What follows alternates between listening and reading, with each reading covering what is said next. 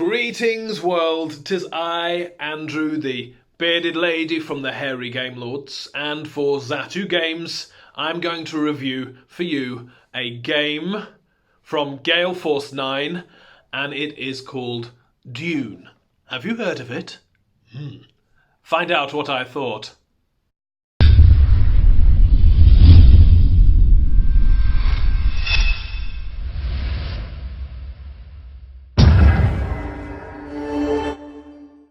So, before I tell you my thoughts on Dune, why don't we go over to the table and have a very quick look at how we play a game. There are some brilliant videos on the Gale Force 9 YouTube channel that really unpacks how to play this game. Recommend going and checking those out after looking at this video. But for a quick, very quick and basic overview, this is Dune. As you can see, it is the planet Dune. This game is for 2 to 6 players, so there are 6 different factions to choose from. Now what's great is this game happens in 10 rounds, and in each round there are 9 phases. So let's very quickly go through each phase. Well, actually, on the board here, we have the Dune planet. We have the phases along the top. We have the round tracker here. So down here, you have the Telexiu tanks. I know I've mispronounced that, but hey. This is where your forces go when they lose a battle or are injured or destroyed. And they go into here, and you can revive them at certain points in the game. Of course, they will cost you money to revive. Over here you have the Spice Bank. Spice is the currency in the game, the resource that you will be collecting from the map, and that you will be purchasing all that you need to do. Now, it's great to note that on each faction has their own little kind of faction board. In there is a little bit of blurb about said faction and some really helpful strategy, which is great. This is an asymmetrical game. Everybody's faction has variants that all work. There's pluses and minuses for having your faction. So this is the Fremen, and I had these when we played last night. They have a disadvantage of poverty, but what they do have is the advantage that they don't have to pay money to place their troops on the planet because they are already there. Fremen live on planet Dune. They are native to planet Dune. So finances or spice isn't needed to land on the planet, and also in other things as well, spice isn't needed. So everybody gets one of these boards that tells you your starting conditions, tells you how many free revivals. So I get, as the Fremen, you get to revive 3 forces each time for free.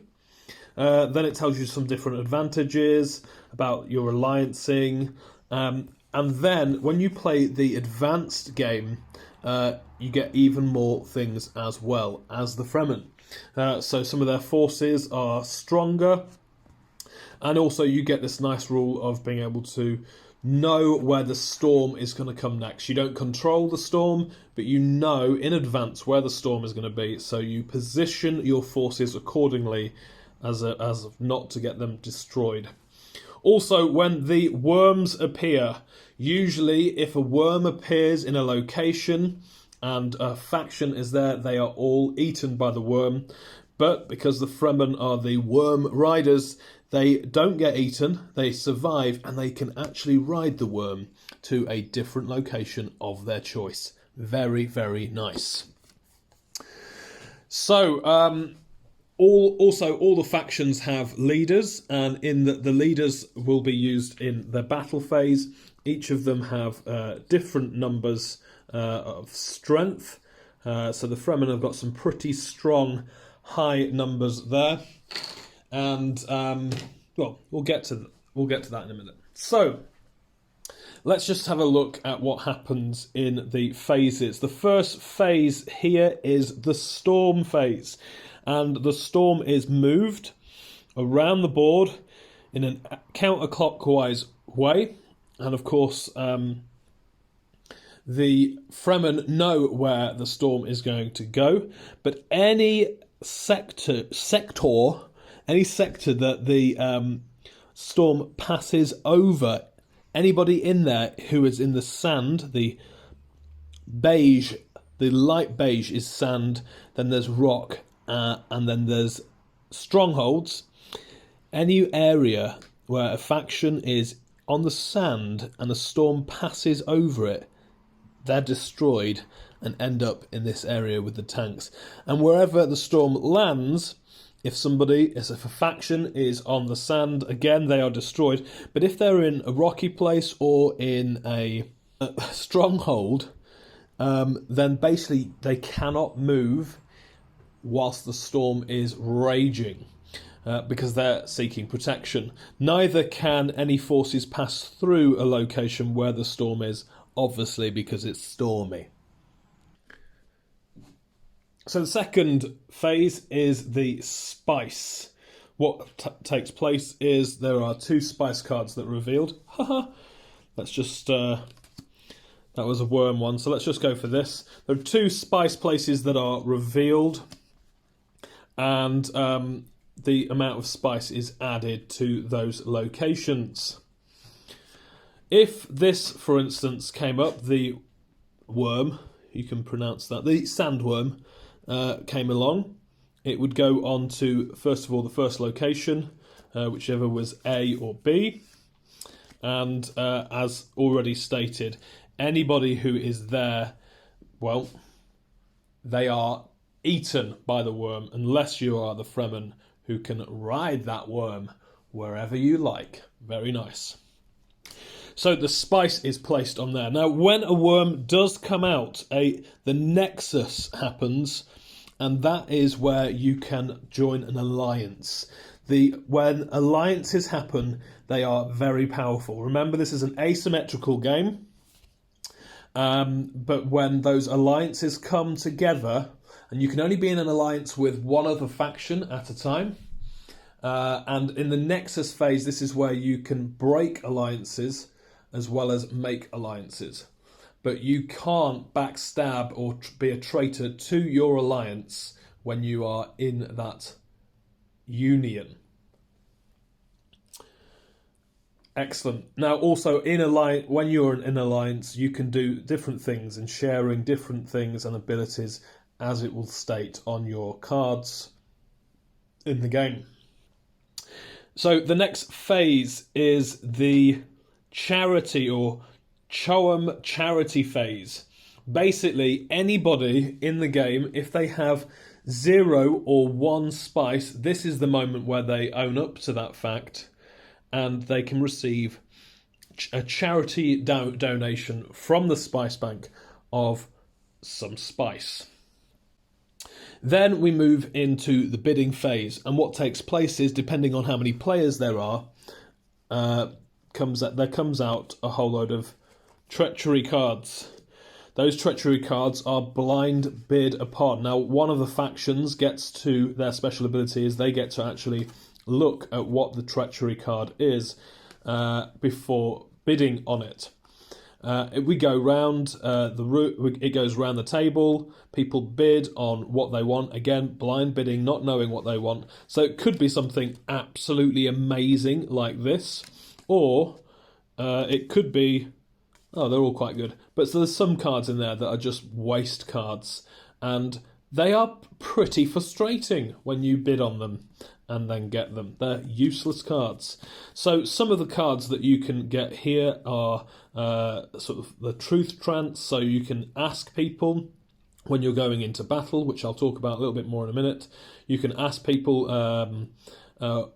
for them to tell the truth on a certain thing. So can you tell me, have you got this kind of weapon or have you got this kind of defense? Then we have defense cards, we have weapons, attack cards, and all of that. So there's loads of different cool stuff in the treachery pack, and this is the phase where you will bid on. The bidding finishes if everybody has, when all the cards are either gone or everybody has passed, and the bidding phase finishes. The next phase, phase 5, is the revival phase. Can I get an amen? Excellent. So in the revival phase, that is where you can pay to revive your fallen forces, and you can also receive back those forces for free that your faction indicates that you can get. Then we have the shipment and movement phase. This is where you will pay for your forces to be shipped down onto the planet, and you can place them anywhere into this location. Unless you are the Fremen, you get, because the Fremen, they don't have to pay, but they can only place either on the Great Flat or up to 2 territories away from the Great Flat. Movement, everybody is able to move one of these, not sectors, but one of these sections here.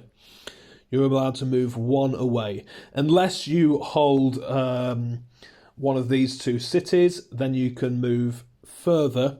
And again, the Fremen also can move further as well. So movement can be a little bit slow.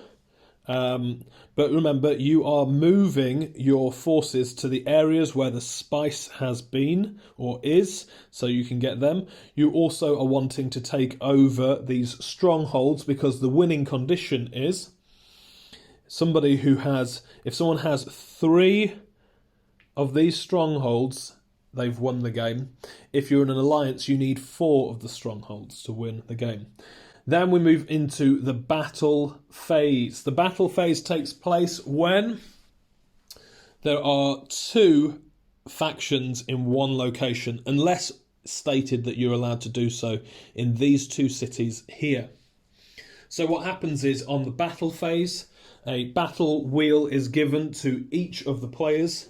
They secretly select the leader that they're going to put in, and then how many troops that they are going to commit to the battle.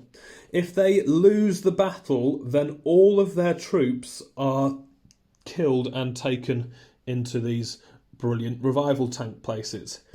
But if you win the match and you have committed all of your soldiers, then they are all used up and there's no one left on the base or in the location that you were fighting to hold.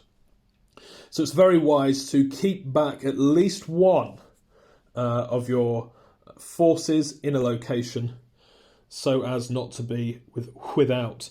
This is where also you can play your treachery cards. So you play this down like this.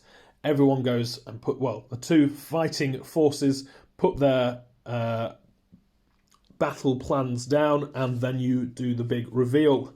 And hopefully the faction they're fighting against hasn't defended, and you have just successfully poisoned their leader, removing that wheel there and hoping that you have the highest for a win. Good time. So these leaders, when they are poisoned or killed or defeated, they are put into the tanks also. They can be brought back, but it will cost you this number in spice to revive said leader. Good times. Then we have the spice harvest. So if you're in a location where the spice is, and if you have fought for that and you're still there, then you collect the spice, but you collect it in regards to, you don't take it all, but you take 2 spice per force that you have in there. And then the final phase is the Mentat pause phase, and that is where you check over if anybody has met the winning conditions of holding down 3 of the strongholds, or 4 if you're in an alliance. If that has happened, then the game is won. So also to note, some of the factions have their own unique winning conditions, which when they're in an alliance, though they can also apply to the faction that they're in an alliance with. So that is a very quick how to play this game. So that was a quickish way of how to play the game. So what were my thoughts? Well, us hairy game lords got to play this last night and we loved it. Obviously. First of all, the artwork and design, graphic design on this is just lovely. It's really bold and clear on everything that you see. From the board to the cards to the components and all of the stuff to do with the faction. It's just really nice to look at and easy to read through. Secondly, learning the game. It can feel a little bit daunting, but the rulebook is really clear. There are videos online that really break it down on how to play. But actually, learning this game took relatively a short time. And because of the phases, you can learn as you play. I like the way that this game doesn't go on and on and on and on, that it takes place over 10 rounds, but somebody can win it before those 10 rounds are up if that winning condition is met. I also like the way that this game is played in phases. So each round has 9 phases. And with each phase, it's not a case of one player playing all 9 phases. No, each player plays their turn in that phase. It seems like you're not waiting ages for your go to come round. But there's plenty of things for you to be thinking about for those next phases going on, whilst others are taking their go. The component quality is really nice. The punch board for the factions and for the forces that you're playing with, for the battle plans, are really nice thickness. The card quality is nice as well. All good. These are very handy little turn summaries that will help you and guide you through each phase. There's also a quick start booklet as well, so you don't have to go back in and read through all the rules again if maybe you haven't played this for a while. The genius of the phases makes a game that could be relatively difficult and long-winded to pick up. Makes it easy to understand, learn and teach to others. Do not be turned off by this game if you are not into heavy Euro games. Although on the box it says an hour and 20 minutes plus to play, and the game could take that long, it doesn't feel heavy at all. There's lots to do, yes, but it's lots of fun as well. There's the excitement of what your faction can do, but also the wondering of what other factions can do in certain phases and situations that you all will face. Dune is a game that we will play over and over again. The replayability is huge. There's also the opportunity to try out a different faction to what you played with last time. And whereas some games, the sweet spot is 4, the sweet spot on this game is actually 6. Having all of those factions play at the same time works so well. They all work together extremely well. And when you bring in the alliances as well, brilliant. Absolutely brilliant. This game is an awesome game and needs to be in your collection if you consider yourself a serious board gamer. Check it out on Zatu, obviously for an amazing Zatu price. Thanks for watching. Enjoy the game.